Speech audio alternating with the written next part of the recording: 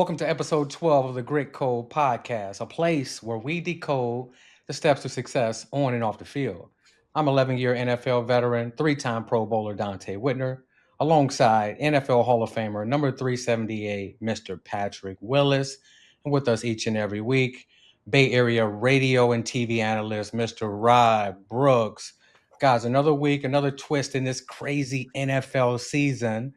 The 49ers explode.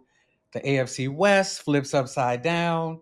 You get Lamar and Ramsey with a spit conversation, plus a gritty conversation about Shedeur Sanders. Guys, I have to give an apology while we start. I should have never said that the 49ers should have ridden with Mac Jones because of his performance. Yeah, Mac Jones played well. He kept the boat afloat. But the 49ers have a chance to go deep into the playoffs with Brock Purdy in that performance. What do you think about that performance, Rod? And how far do you think this 49er team can go? What really excited you about the 49ers on Sunday? Well, I'm gonna start with the how far can they go? They're gonna go as far as that offense takes them because that's the healthiest and that's the best unit on the field. The thing about Brock Purdy and what excites me about him and the difference between him and Mac Jones, this is no shade on Mac Jones. The Niners in the previous 6 games were 3 of 16 on passes of 20 or more yards. In the game against Arizona alone, Brock Purdy was 3 of 4 for a touchdown on passes of 15 or more yards. He only completed 15 passes. So the dynamic he brings is that he's got full control of that offense. He can hit you with the short, he can hit you with the flat, and now because of what he does in that offense, and especially when Ricky Pearsall gets back going, they're going to threaten from the numbers to the boundary on both sides. You weren't necessarily doing that with Mac Jones. And if they do get that running game going, that's an offense to where whatever type of game breaks out, whatever type of defense they see, I think they have a counter and they have a way to deal with whatever is on the other side of the line of scrimmage. Yeah, I would say, guys, as you think about this football team and you think about them guys, and you think about them paying Purdy. For me, Dante, as you had mentioned earlier, I never thought there was a doubt for once. I mean, I feel like this was always Purdy's team. I mean, they paid him lucratively, but you can see there was something about the Mac Jones has his aura, but Brock Purdy has an aura of they know what he can do. They've seen him. They're not questioning if he can hold up. They're not questioning how far he can take them. And so I just feels like I feel like overall he gives them the it the something that they need at that quarterback position. Like I said, it's not taking anything away from Matt because I love what he did with his time, but Purdy just has that aura. Watching Brock, it was so exciting to me because he's mastered this offense. Mm-hmm. Mac Jones is a good quarterback. He's been around. He's seen a lot of things. He was able to operate it, utilize Christian McCaffrey a lot. But this is Brock Purdy's offense. And since day one, since he became the starter, he's treated it that way. Mm-hmm. And when you add a guy Mm-hmm. like Kyle Shanahan, I'm going to give a couple examples on how they attack the weaknesses of the coverages. It looks so magical at home, but as a football player, we know exactly what they're doing. And you have to give a shout out to that offensive line. Well, what Kyle Shanahan is doing with this guy, he's giving him the answers to the test. He's been a starter for so long throughout college and the NFL now that he can retain the information. He know which players he's influencing with his eyes and his mannerisms, and he's confident in the guys that he have out there right now. Yep. For example, that George Kittle touchdown, Pat, that was a match cover 3 where you have, and because of the success that Christian McCaffrey was having on the inside, that defender that was on George Kittle, he's really supposed to be outside of George Kittle and taking that so that the inside safety can break on it. But since Christian McCaffrey was gashing him in the middle, he had to play it from inside out. They saw it on the sideline. They said, let's run a hitch on the corner who's definitely responsible for the deep third back there. Let's influence him. And then let's run George Kittle to the pylon, away from the safety and away from the leverage. That was a correction from Kyle Shanahan and Brock Purdy and executing in the moment. And then the other one to Jawan Jennings, and they're like, wow, how is he so wide open? Well, you influence the defense who's playing quarters with Christian McCaffrey to the flat. The only way they have to actually play that play is if that person that's responsible for Christian McCaffrey fluffs off and then breaks down, right? Because you have the safety who has the inside quarter, the quarter who has the outside quarter, and if they don't communicate pre-snap, somebody's going to come wide open. So he knew and anticipated that throw would be wide open. And then there was another one that they didn't run that they had drawn up for a big play, and it came out 3 consecutive plays with the same formation. I don't know if y'all remember. And Youth Check was out there and he motioned in, and then they did something. They called a I timeout. saw, I saw it. I Came saw out it. again, and they Yeah. did it. It was about to set their ass up for a 60-yard bomb, right? They wanted to see man or zone, and then Brock Purdy and Kyle Shanahan was going to execute that. That's the only chance that the 49ers have at going deep in the playoffs is if this offense can score 30 plus each and every week, and they can get turnovers. 100%. 100%. The offense is capable of doing that. The defense, I'm sure we'll get into it later. They play the way that they had to play, being opportunistic, getting those turnovers. They're going to have to win the turnover battle or at least be even and get the offense that ball back. The thing about Brock Purdy, and D, we saw it from the jump, okay? We were in the press box that day when Jimmy Garoppolo got hurt and Brock Purdy came in and he started throwing the ball all over the place. We were sitting next to each other and we were both like, hey, man, what's this young cat doing? In about 3-4 series in, you could see that he was just a different type of dude. Then that game that he started, never gave the job back the next week against Tampa. Like that's when we saw, okay, this cat is different. And just thinking back to the game last week, he missed 6 weeks. That's the most Brock Purdy has missed over the course of his still young career. But 6 weeks is a long time. But they didn't make any concessions about the offense, like, okay, we'll give him a little bit or we'll start it slow because he's been out. They didn't make any concessions being worried about the toe. They were like, okay, he's ready. We're going to run this offense like we normally run it. And when Mac Jones, again, did a great job, he was driving the Ferrari and he was getting it from point A to point B. There'd be a couple of times he drift around a corner. There'd be a couple of times he do some burnouts, but for the most part, he got the Ferrari, he got the offense from point A to point B. Brock got in that bad boy and he drove it like it was supposed to be driven. That's the difference between the two of those guys. That's the difference between the Niner offense, and that's the way that Niner offense has to be to help out that defense that's trying his best, but we all know that it's injured and it's got some issues. I agree, and that has to be the standard each and every week. This is not a team that's Yep. just going to smash mouth run the football on you anymore. You pay Brock Purdy $250 million for a reason. He has the weapons. Ricky Pearsall, Jawan Jennings, George Kittle looks unguardable. There's no reason why this 49er offense from here forward, if they can remain healthy, should not average 32 points per game and the defense turn into a bend but don't break. Where do you rank Brock Purdy right now? Brock Purdy is always ascending in my quarterback rankings. And somewhere in my mind, it's saying that even though this is just a small sample size this year, but it shows his maturation process, it shows his understanding, and he's a winner. Brock Purdy is starting to creep towards the top 5 quarterbacks on my quarterback list. Pat, where's he on your list? Man, that's a great question. I mean, I'm a Brock Purdy fan. Like I said, I like his aura. I like everything that he does in that Shanahan offense. I like how it fits him. I'm gonna say, probably right now, doing what he's doing, top 5. Would you say top 5? Maybe number 4. Um, Again, you still have those guys like Mahomes, Josh Allen, Josh Allen. Lamar Jackson. Yeah, but he's right there. He's right there, and like I said, I don't want to. I'm a humble but hungry guy, so I don't want to, jinx the squad by speaking overly too much on him. But he came out and he did what he was supposed to do against a team that they were supposed to win this game. So again, it's all about consistency, and I would love to see him come back out on Monday Night Football this coming up week and do it again. So my default answer is top 10, but I'm looking at all the teams and I'm looking at them by conference. So starting the AFC East, credit to Drake May But Brock Purdy, 2 NFC championship games in the Super Bowl. Brock Purdy's better than Drake Correct. May. That cat in Buffalo, all right, 3 rushing touchdowns, 3 passing touchdowns. Josh Allen is just in a different world. So, all right, Yeah. what the Dolphins and the Jets are doing, we ain't tripping on that. Nothing. Lamar Jackson is the best quarterback in the AFC North. In the NFC South, he's better than all those guys. I'm sorry, in the AFC South, he's better than all those guys there.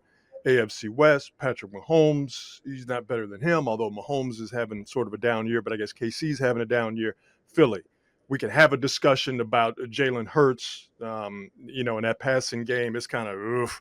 But Philly is winning. I think right now Brock Purdy is better than Jalen Hurts. NFC North, Top 5. I mean, You can talk all through the league all you want. I'm making your point, Top and I'm 5. killing mine. Top 5, top 5, top 5, top 5. He's better than what they got in the NFC South, and the only guy better than in the NFC West right now is that dude with the Rams. So yeah, y'all right. Top 5. And you continue this because you can't just find a quarterback. You just can't find a quarterback to execute at a high level that doesn't make mistakes, that really the guys around him rally around, and Brock Purdy is that guy. Moving over to the defensive side of the ball, the 49ers finally get their hands on some football. Malik Mustafa comes away with the big interception. Diamador Lenore, I like the way that he baited the quarterback to throw it. He didn't just jump out there immediately, and the return was phenomenal. But Upton Stout, Pat, you love this guy. Mm-hmm. The way that he's feisty, continue to fight all the way to the end. And he might not do everything perfectly, but he's going to do it fast and furious. And he's not the biggest guy, but he has the biggest heart. What impressed you most about that Upton Stout play, and can the defense continue to get these type of turnovers? Man, I tell you, I got chills just thinking about it, young fella, man. I mean, I get to see him every day, almost every day. I get to see him working. You see him at practice. He's grinding. I know he has some little banged up things going on at times, but man, I just love his heart. What I saw was someone who, man, he's going to compete. He's going to compete, and he's not going to stop. And I think for them, that's what it's going to take. Right now, this defense is in a place where they're really trying to discover something. Obviously, they're going to show up and they're going to play, but they're trying to create an identity. Somewhat, they're trying to figure out something. And I said before, what we're going to see in this situation, in this defense, is someone's going to rise to the top. They have to, or else they're just going to stay the same. And so I think right now it's awesome to see those young players coming in and making plays the way that they're making. And it's going to take turnovers. I mean, we always say defense has to get turnovers. And when you go on the road, you have to pack the defense. But Donte, this is what it's going to take. They really have to be mindful and even more mindful. I don't think they were trying to force anything. I think it was time. But man, they got to ride this momentum. The Arizona Cardinals are so shitty. How do you gauge anything based on the Arizona Cardinals? They were very, very shitty. The way that they aligned on defense showed me that Gannon and that coaching staff is incompetent. It's like, why are you aligning this way and just giving away these routes or these reads? Why are you doing these things? And then it correlates to your win-loss record. So he's on the hot seat over there. Let's move on to next week with the 49ers. I like that guy, Ricky Dowdle from the Carolina Panthers. Remember when he called out the Dallas Cowboys and said they better have their pads strapped up? Mm-hmm. Well, shit, he been running like that every goddamn week. And we know what the problem is for the 49ers this week. They better come and strap it up this week because Bryce Young, he threw for what, 425 yards last week? 3 touchdowns. This is a sneaky Carolina Panthers team. That defense, they have a few defensive backs who can get their hands on the football. Ricky Dowdle, you think over 100 or under 100 yards? And what's the key to the game for this week for the 49ers? Stopping him. See, to me, and obviously you guys are the experts, the Niners pass defense and what it does is a function of who they see and who they don't see. And to me, the one thing that they, I think, have to get better at and that they're going to have to count on a week in, week out basis is stopping the run. If they stop the run, to me, it's pretty simple math. If they stop the run, they stop Dowdle, and they get Bryce Young, who's good, but young, if they get him in second and long situations, 3rd and 8, 3rd and even longer situations, then that helps out the pass rush. That helps out the coverage on the back end. But if they're living in second and short, if they're living in 3rd and manageable because Dowdle is gashing them on the early downs on the ground, then that puts pressure on a pass rush that's injured, and that puts pressure on a secondary, on the coverage unit that is injured. We haven't even talked about the linebackers losing Tatum Bethune, that's injured and young on the back end, with the exception of Diamador Lenore. So to me, what has to be the hammer that they use defensively every week, stop the run. Because here's the trick. Once you get past Dowdle, you're going to end up seeing Jonathan Taylor down the road, and you're going to end up seeing other teams that are saying, if we could get anything out of a run game against this defense, we can attack the pass defense because of the issues that we've talked about over the 12 weeks we've been doing this. And that's going to be the key for Robert Saleh moving forward. Pat, do you remember having first and second down run blitzes where sometimes we would bring the safety through the A and the B gap, or we would put an extra guy on the line of scrimmage? Well, we wouldn't just go for a week. We would come 4 strong. We would have a shark blitz. Do you remember those blitzes? The 49ers don't have enough beef. They don't have enough strength and power up front to be able to handle 5 and 6 man offensive line to where Robert Saleh has to get creative on first and second down, pick his poison. You have the guys on the outside who can play man to man and some zone blitz coverage. But if you allow them to just turn around and hand this ball off to this guy without Tatum Bethune, who's a backup, without having Pinnock, who's really a safety in the box, they're going to fucking gash you all day long. So that's the key to the game for me. Can he get creative? And can the corners on the outside take the hard job, manning up, playing some zone blitz out on the island so that you can get them into some second and third and longs? If not, and they control the time of possession and he's physically dominating, As a this is problem. a potential game that the 49ers could lose. What do you think, Pat? Yeah, that's the thing. I feel like right now, because of their personnel on defense, they are predictable in what they having to run on defense. I mean, Dante, you just called it out. I mean, think about if you're an offensive guy, you know that, all right, first down, they might have to send pressure. So you're gonna be more alert on those type of things. And that's where a lot of times that's where they're getting gashed, because think about it, if they haven't been together and they don't really have that continuity, and they find themselves blitzing and doing all of that, I mean, that's where you get guys out of gaps. And And that's when you really get gashed, huh? yeah, and I feel like and with the 4-3, I've always told Frank this. I was like, man, I'm so glad we were a 3-4 defense, because you guys couldn't get the edges on us like that. And I feel like for some reason, these teams have been the last couple of weeks, whether it's the Rams, they like this crunch play, or they like this double, and and try to work up to the linebackers. And so it's really going to take, man, which And again, to stop that, you have to have a strong defensive tackle play.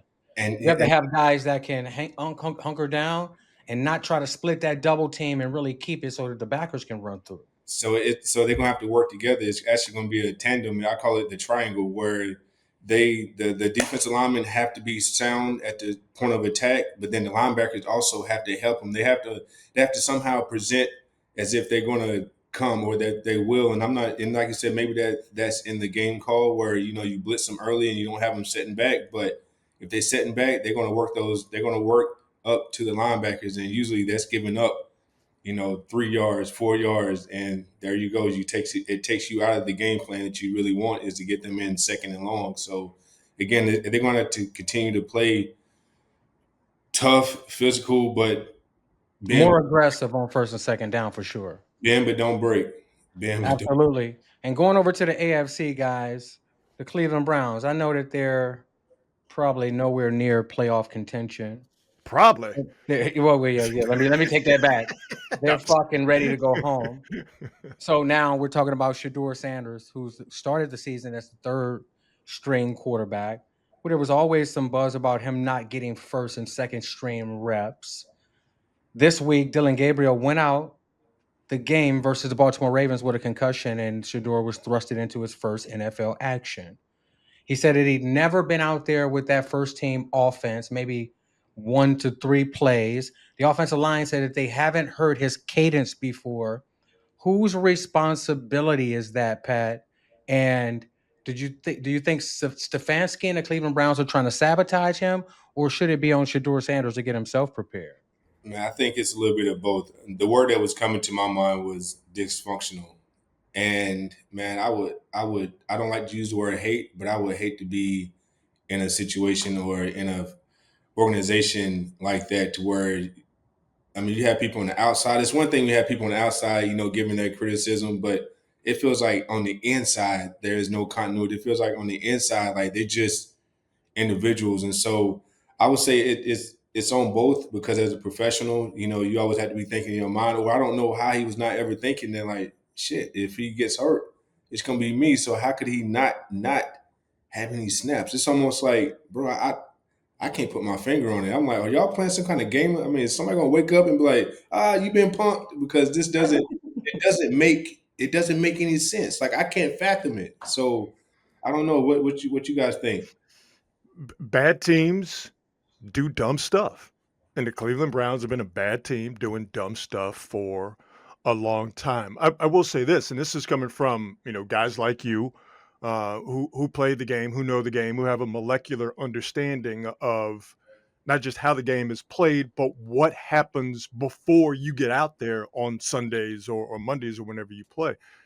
A lot of guys have been saying online, particularly ex-quarterbacks, that third string guys don't get first team reps, and it's obvious because they're third team guys. The starting quarterback gets all the reps, and if for whatever reason over the course of a practice the starter cannot take those reps, the guy who is right behind him, the backup, the second string guy, gets whatever crumbs from those first team reps that the starter does not finish. The third string quarterback, emergency quarterback, whatever you want to call him, is never going to be in that position. There is literally a pecking order. How much of that is, in your guys' experience, how much of that is true? That there's no way, nobody, even whether his name is Shedeur Sanders or whether his name is Shaggy from Scooby Doo, third string quarterback just not going to get first team reps because there's not enough first team reps for everybody not Well, named the when we're first team talking about quarterback. this scenario, how long has it been since old man was traded out of there? What's his name? Flacco. How long has it been since Joe Flacco was traded out of Cleveland? About a month. Yeah. So he wasn't the third string quarterback. He was the actual backup quarterback for the last month. But doesn't Pat, Dylan Gabriel get with all those snaps? preparation, how many plays are each and every one of us out there away from being sidelined with an injury? One. One fucking play. So Stefanski, knowing this, knowing you have a rookie quarterback, knowing that you have incompetence on offense, you didn't think that there was a potentiality that this fucking quarterback could get injured? Yeah. And to prepare Shedeur Sanders? And then on Shedeur, you're in the same fucking meetings that everybody else is in. You get the same notes. You get the same checks. You go to the same walkthroughs. You watch the same practice. If you have a chip on your shoulder that big, why aren't you taking fucking mental reps during practice, going through the quarterback footwork, going through your handoffs, going through your follow throughs, watching every bit of film in there like a film junkie so that when your opportunity comes, you defeat the odds? Why not? So I put it on Stefanski and I put it on Shedeur Sanders. Yeah.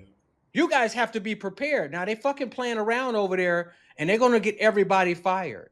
Stefanski is laughing in his press conferences like he has 2, 3, 4 years guaranteed over there. Man, buddy, you're on the hot seat.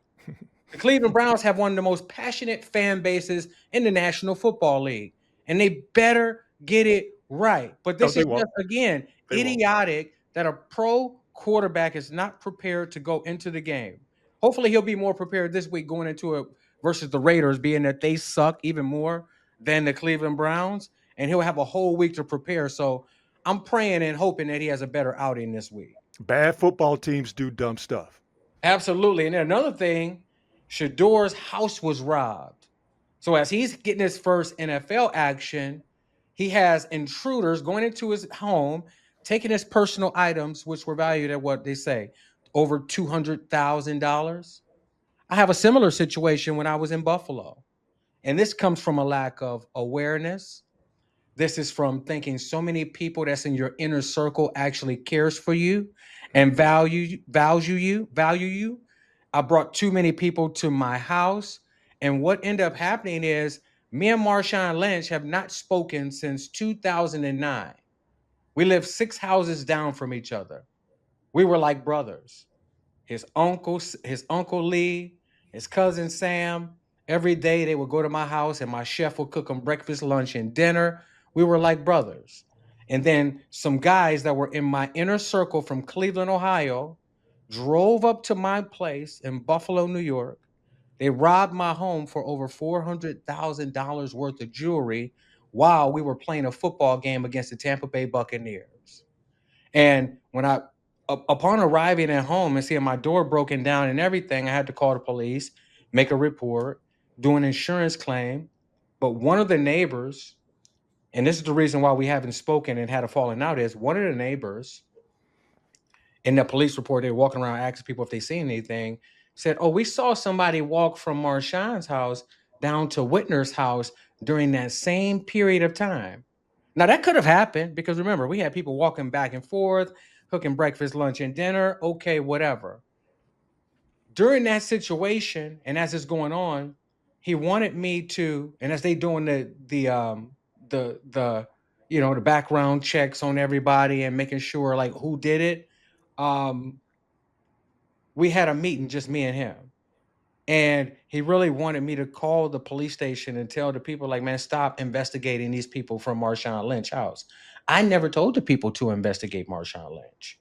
So when we got to Seattle and the San Francisco 49ers, a lot of our tenacity and the way the intensity that we had against each other on the field, had for each other, it was because of the remnants of those situations in Buffalo. So it ended up coming out that some guys from Cleveland drove up to my place in Buffalo, robbed my home, and everybody else was just caught up in the fire. So the number one thing that I would say for Shedeur is, and for Deion Sanders and anybody, when you're dealing with money and fame, you have to be living in a gated community. 100%. Mm. You have to be living in a gated community. Secondly, if you're meeting somebody in Cleveland that you haven't known before you move there, there's probably a good opportunity that they're probably a hanger owner and they will set you up this way. There's been guys in Cleveland, Joe Hayden, they tried to rob Joe Hayden. They tried, remember JJ Hickson, the number one pick for the Cleveland Cavaliers? They tried to rob JJ Hickson. CC Sabathia, remember that? Yep. Yeah. That was all in Cleveland. So you have to be aware of these things. Now, hopefully they figure out who did it, and I'm is gladly that nobody was injured or hurt. But this is just one of those things that happen. And Pat, you have your own story about one of these scenarios, don't you? Yeah, I do. It was 2012, I believe it was. So the year we went to the Super Bowl with the Niners, and I remember just coming back home from a game. I don't know if it was a away game or a home game. I think it was a home game because they knew, during this time you wouldn't be home, and it was one of those things where, man, I just felt violated because I lived in my home had a fence around it, and they actually jumped the fence way down at the bottom and went up to the house. But man, when people want to get in your house, like they're gonna do anything they can do. But it was unsettling. I remember just calling the police and trying to figure out, like, man, who would have done this? But I remember there were times, you have people over your house, big home, and like you say, you never know who's watching, and they always paying attention to you, so they know when you're there, they know when you're not there. And I'm just happy that I didn't have any family there at that moment in time. But yeah, I hope they find out who did it, and he's safe. So what's the solution? Is it just to have security when you're not there? You have to move differently. You probably can't even really get to know your neighbors that well if you're not in a affluent and gated community, especially when you have a target on your back like that. Because you got to be understand that fame does something to people that I don't think people will ever understand. Fame. I've had family members. that have done things and broken into my place and taken things and guns and jewelry and clothes and things. So it's just that when somebody wants it, they're going to go and get it. But my situation was me being around the wrong crowd.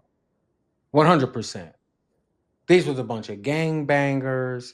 These were people that weren't around when I was at Ohio State. And somewhere when I got into the National Football League, they just came like flies on shit. And I had one guy in my crew who was really connected to them, and he was the mole. So a lot of times you're thinking a lot of these people really have love for you and care for you. A lot of them are really jealous and envious and want what you have.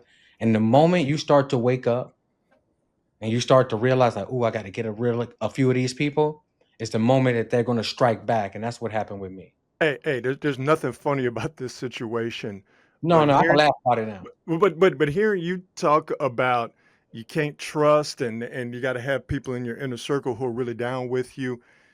These are the same conversations we've been having, off the air since I've known you and since we've been doing this podcast about your financial well-being. It's the exact same thing.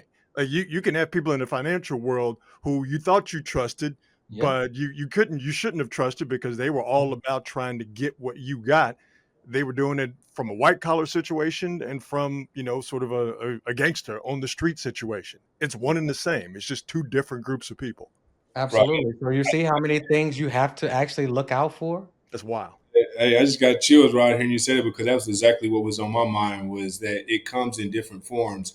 On the lowest level of vibration, it's those who feel like, man, when he's not there, how can we go in and how can we steal the tangible things? And then you have those who still low frequency vibration, but they in a higher place and Hmm. their thinking is, how can I get it from a white collar perspective? Like how can I get them in this deal? How can I, get this money flow? And so you're absolutely right, man. It But comes then in. there's another one that we're not even speaking about, and it's the most difficult to deal with. It's sex.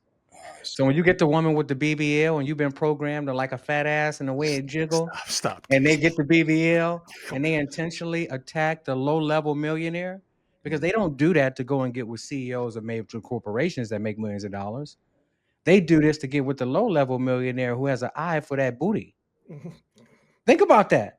So when you're thinking about that and you realize she adds no value to your life, and most of the time just want to get pregnant, run off with the child support, have you in court, another way in the system to suck you dry, or alimony, because you took it that far, now we're dealing with another different scenario. I wasn't even thinking about that one. Yeah. No, it's many of these, man. Listen, many of these will drain our finances, our energy, and have you living on the street like a peasant. So, as an African American athlete, we have to be aware of all of these different scenarios, situations, and people and conquer them. Keep So, your head on a swivel. man, what? What? Like you're a defender. Where they Man, at? hell yeah. Like you out there on the football field I trying got to them knock you crossing in out. front of me. I got them running by me. What's And I happening got back there? one thing that Coach Ted Ginn Jr.'s father told me the day I signed my contract. He was like, man, I'm happy for you. I love you. He was like, don't let them break you. Mm.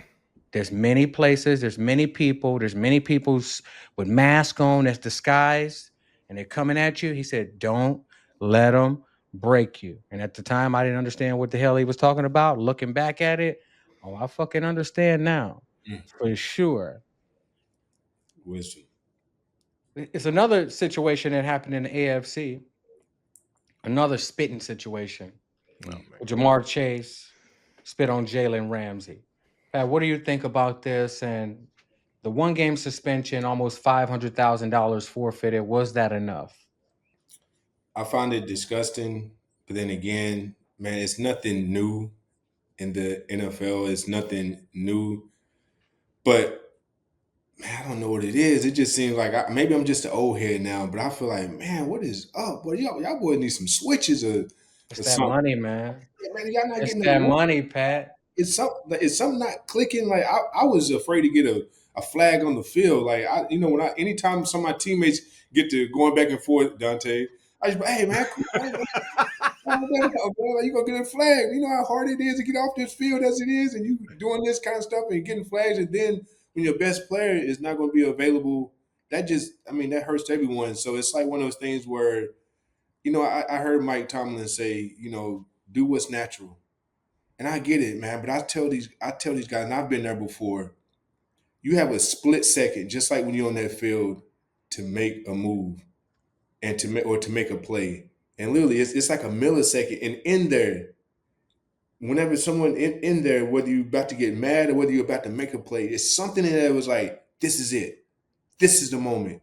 And a lot of guys, they after they've done it, and the repercussions, like, man, I wasn't thinking that. I'm like, yeah, you were thinking it. The gear just didn't click. Mm-hmm. You were thinking it like the gear just didn't click right before that moment. And so I would say to guys, man, there's always that moment right when you do something that you ultimately end up being like, what the fuck? Why did I do that? And I think like either something's not there for him to just, somebody just got in trouble for that. And then on top of that, I ain't gonna say he lied, but he said, I He don't know. lied like a Oh yeah, he motherfucker. lied. Oh yeah, You he know, lied. so to me, I'm like, man, bro, like, I get, like, just don't, give yourself, but that's obvious. Like, shit, you just lying, like, are you okay? I don't know. Sometimes we have to chalk these instances up to mental illness, Man. childhood trauma, things you've probably been through in your life.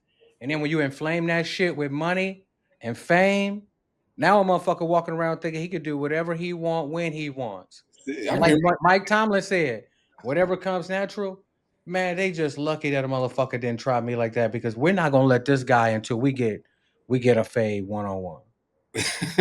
Like, y'all want to do this football shit out here, whatever, but you crossed the line and you did that, man. When I see you, just one-on-one, give me 5 minutes of your time, and we're gonna fix this real quick.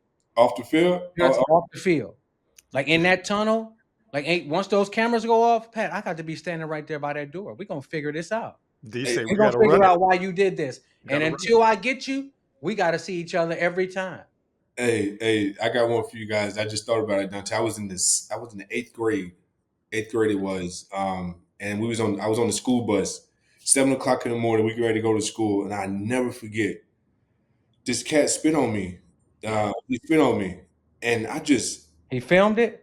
I just froze. No, I just froze. We didn't have the camera phones back then. I just froze. And again, mind you, my dad was always the type of dad. You get in trouble at school, you're gonna get in trouble at home.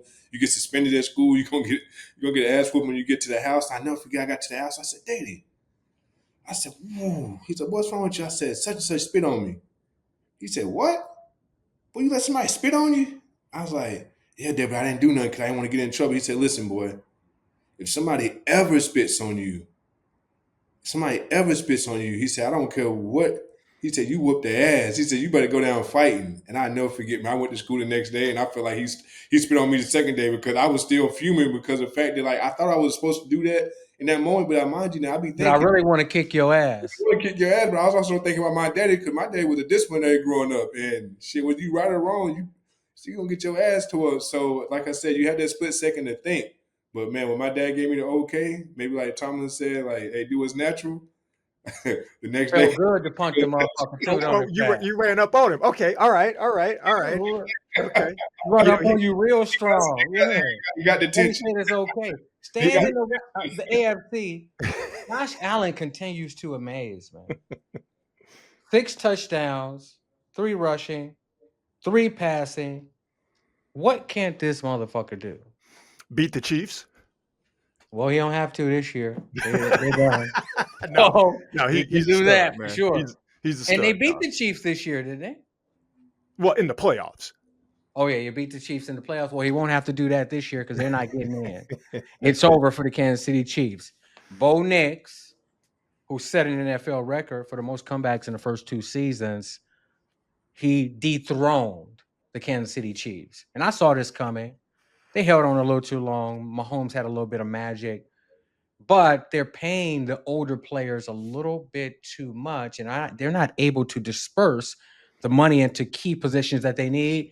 And it's only so much that Patrick Mahomes can do. So I don't think it's just a 1 year thing. I think this is a multi-year thing with the Kansas City Chiefs. I mean, but until they are dead and buried, and that last shovelful of dirt is on them, I still think they're dangerous. But you can see things are changing I'm not necessarily sold on Bo Nix, but that Denver defense is legit. But to get back to your original point about Josh Allen, remember when he first got going and he was just, I'm throwing the ball all over the place. I mean, he was in playoff games throwing the ball 40 yards downfield to fullbacks. I mean, Josh Allen was just scattershot. And now you're right now to where he's playing quarterback at a high level. And oh yeah, by the way, he's still bigger and stronger than every quarterback out there, not named Lamar Jackson. And he can run at linebackers, run away from certain guys. And he's also tamped down that streak of I'm just going to throw the ball all over the place. He's MVP playing at an MVP level again. Yeah, his I love his agility. I Mm-hmm. love a quarterback that can scramble, and he's a tough runner. Man, to be playing in Buffalo, I hated playing in Buffalo. I felt like it's just absolutely too cold up there, and it just feels dead. But he has Tell a me about it. he has them believing in him. And again, I think a big part of that too goes along with the running back they have. I don't know what it is about James Cook, and Yeah.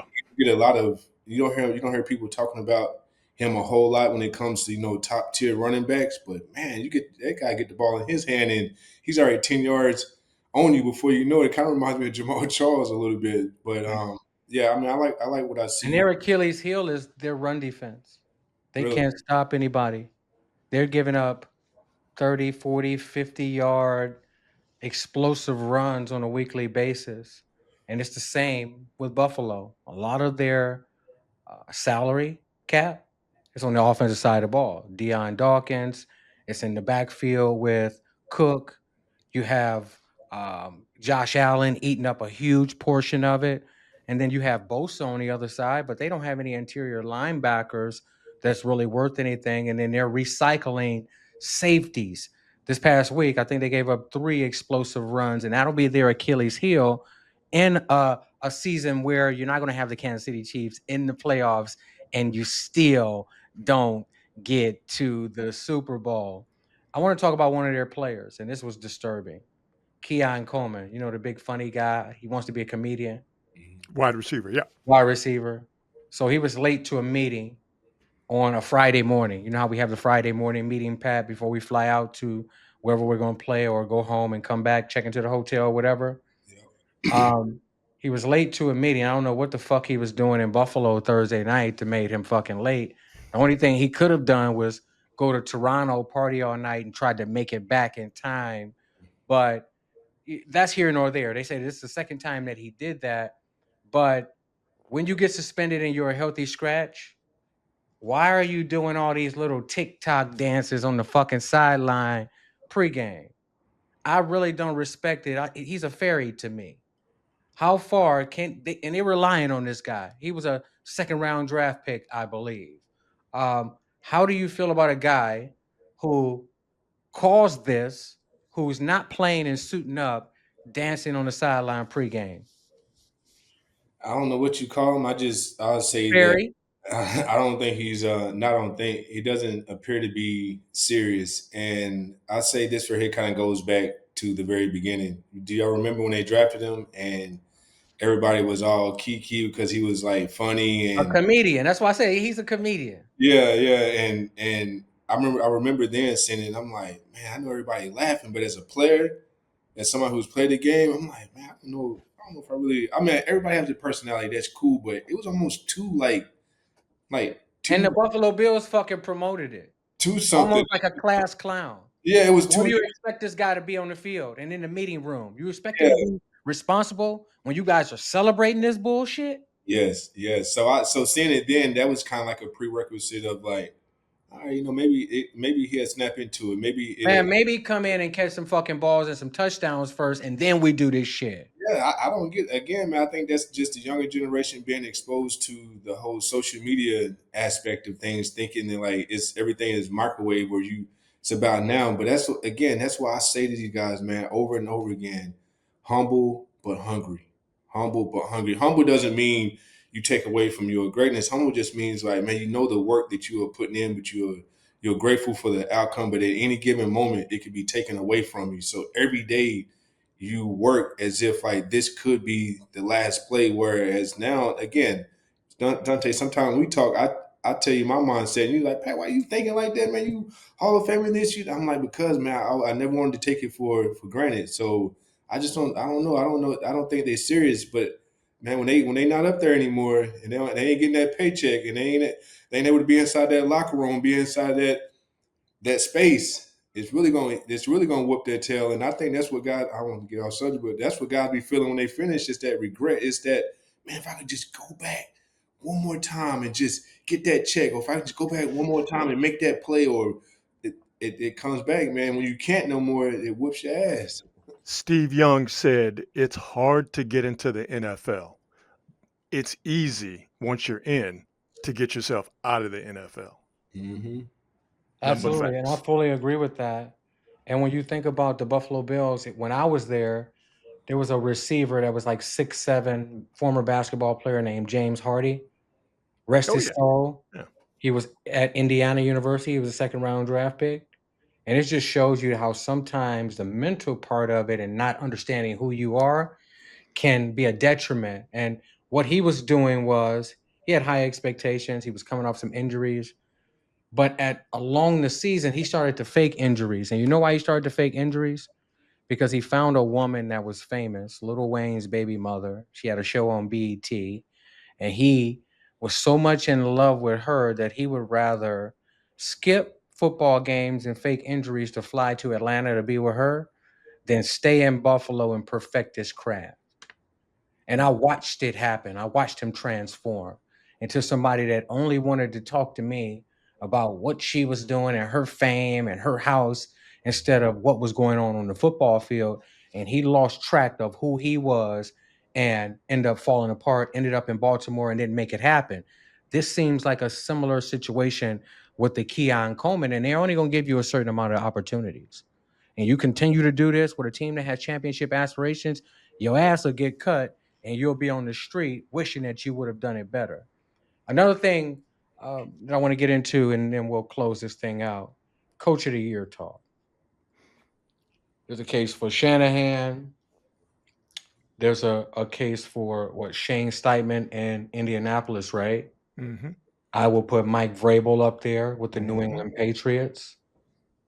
Who else do you think deserves to be in the coach of the year conversation? And is Kyle Shanahan deserving with everything that he accomplished with the 49ers? They're 7-4. Every major uh, player that they've relied on has missed some time except for Christian McCaffrey. Uh, is he or should he be coach of the year this year? I, to me, the bigger question is not bigger question. We need to reconfigure how we view what makes you the coach of the year, because just to make it a one-on-one deal, Shane Steichen and Kyle Shanahan. Okay, people look at Shane Steichen as coach of the year because this Colts team, which people didn't expect a whole lot from, has done quite a bit here in this portion of the season, and it's projecting to do more. Very good offensively, and quiet as kept very good defensively. But because the expectations for the Colts were so low, rightly or wrongly, people look at Steichen as, oh my God, he's a miracle worker. And that's normally been the ethos in terms of how people look at Coach of the Year. Has that coach taken a team that was nothing, taken them to something? Oh my God, that must mean they're a good coach because they were able to do that. Well, with Kyle Shanahan, he's not going to get that grace. Yes, the Niners last year were not good. They only won 6 games. They are now already now at 7. So he has actually filled that from nothing to something. But because he's established, but because the Niners have been in the mix now for the past 5+ years, Kyle Shanahan is not going to get that grace. So to me, I think the voters and people who look at Coach of the Year, they have to reconfigure what Coach of the Year actually means. Is it someone who's doing a great job regardless of where the team was before, or does it have to be a person that was a coach that has fixed up and has been a part of a reclamation project that has taken a team from nothing to something? Well, I think Mike Vrabel deserves it. When you know and you see what the New England Patriots were for the last few years, what the Tennessee Titans did by firing him and allowing him to go over and take his culture to the New England Patriots. They have a top 5 defense. They have a very capable quarterback in Drake May, who's performing at a super high level. Sure. They have offensive weapons. They're not turning the football over. And on defense, they look dominant. So I think that Mike Vrabel, the way that this season is continuing and could pan out, I think Mike Vrabel deserves some consideration, some Oh, heavy consideration for Coach of the Year, as does Shane Steichen Steichen, and Stankin, stop it. and Kyle Shanahan. Oh, However you want to put but it. that's my point. Is that Mike Vrabel? He was a good coach at Tennessee. That's just a bad team, a bad organization, and they did a bad thing by firing Mike Vrabel. But that's my point. Is that no one expected anything from the Patriots. Now the Patriots are the best team in the AFC East. They're 2 games better than Buffalo. Is what Mike Vrabel has done? Is that a better coaching job than what Kyle Shanahan has done with a backup quarterback? And injuries on the defense that would cripple every other team in the league. He's lost Bosa and he's lost Warner. And now he's lost the backup to Fred Warner and Bethune for a few weeks. Is Mike Vrabel's job? And again, this is the dialogue. This is the conversation. Has Mike Vrabel done a better job than Kyle Shanahan? A lot of people would say Kyle Shanahan has done the superior job because he's done it with less. But I think it's harder to do it when you're coming into a new culture, though. Okay. When you have a consistent culture for what he's been there, 7, 8, 9 years? Yeah, you can have ups and downs, but the message has always been similar. Guys have actually experienced setbacks and then going on to win.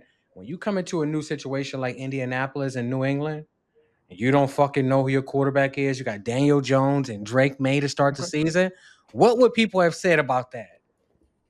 Daniel Jones and Drake May. You think they thought that both of these teams would be either 9-2, 8-2 right now? But I'll throw, and everything you're saying is right. It's hard to get that mentality in the locker room flip, Rod. This is why I love the discussion. You give those two a heads up because this is a new thing for them. Remember when we first started winning in San Francisco, Pat? Yeah. We all looking around like, shit, we could really win. And before that, you don't fucking know. You just taking the field and hoping that the pieces stick together. I'll counter with, even though he's in the system, and the system is the system for the Niners, I'll counter Drake May and Daniel Jones with Mac Jones in the games he's won for the Niners. Yeah, and then he overused Christian McCaffrey as well. So when we see how Kyle Shanahan really limited Mac Jones on trying to push the football downfield, relying heavily on Christian McCaffrey, I think you have to put an asterisk next to that. I'd rely on Christian McCaffrey too if I had the chance. Yeah, me too. I'd be like, fuck it, you do the work. All I got to do is keep the boat afloat, and I'm going to get me $40 million a year as a backup next year or a starter in the league. And the Grit Code Challenge of the week. Control what you can control. Prepare for what you can. Remove one excuse this week and build a routine around the solution. This final segment, follow us on Instagram, YouTube, TikTok, X, Spotify, and Apple Podcasts. Subscribe, rate, and share with someone who lives the Grit Code lifestyle. From Rod Brooks, Patrick Willis, and myself, it's not just a code, it's a way of life.